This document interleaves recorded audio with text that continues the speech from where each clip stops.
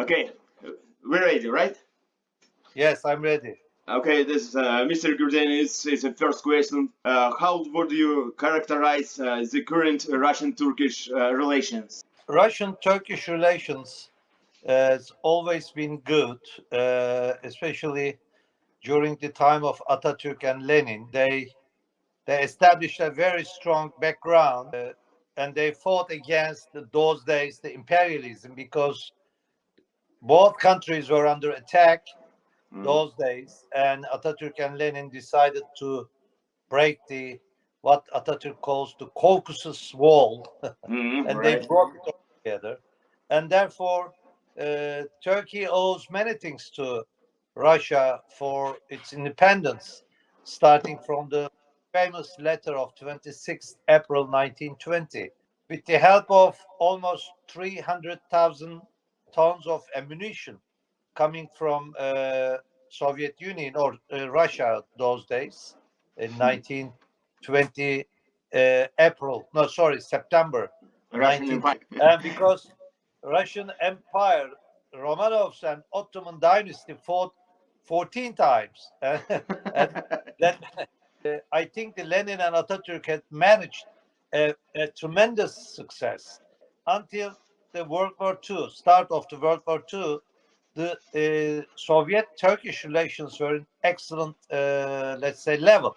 Those days, Soviet Union helped to establish the very fundamentals of the Turkish industry, the iron and steel factories, and the fabric factories, and many. But unfortunately, especially the year of 1939, the things has changed. All right, and unfortunately, the darkening of relations between Soviet Union and Turkey right after the Atatürk's passing away has changed all the geopolitical atmosphere, and unfortunately that made the Turkish government those days incline with the British and French governments. Why?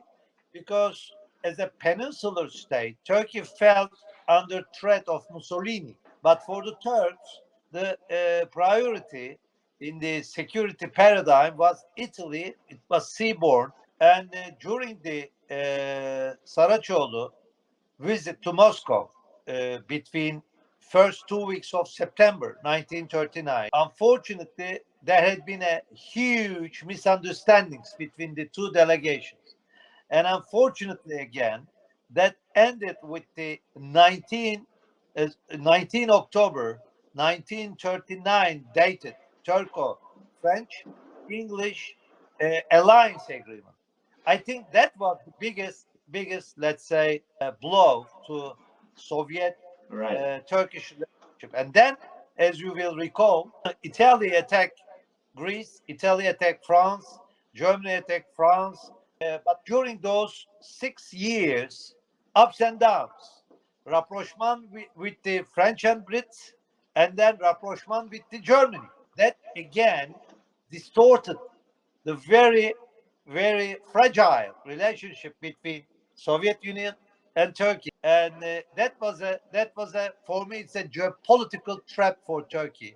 Normally, Turkey should be in line with the Soviet Union's continental plus maritime state geopolitics, but Turkey chose the Anglo-Saxon maritime geopolitics, but Anglo-Saxon didn't let Turkey to become a maritime state. But again, Turkey became a NATO member in 1952, but Turkish governments throughout the years after 1952 until today, they never let any NATO exercise in the Black Sea, which is important, very important.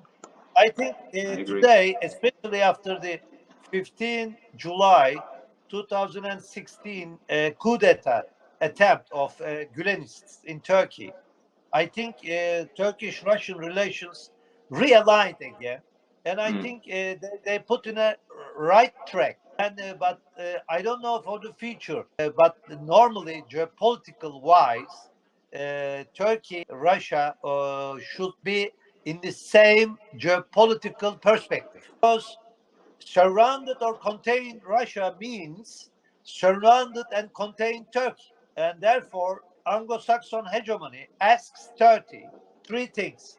Give permission to establish an independent puppet Kurdish state in your south. We say no.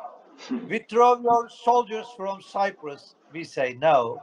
Disregard the Montreux Convention and fight with the Russians. We say no. Therefore, the geopolitical support of Russia is very important for Turkey to stand against the Anglo-Saxon hegemonical pressure. I think Turkey adopted a right course after the special military operations of 24th February, because I think Turkish government has seen why Russia intervened, why Russia was so, let's say, disturbed by the over-expansion of the NATO, and therefore I think they are in the right track. I wish they don't change the course under the very harsh economic and financial, let's say, pressures.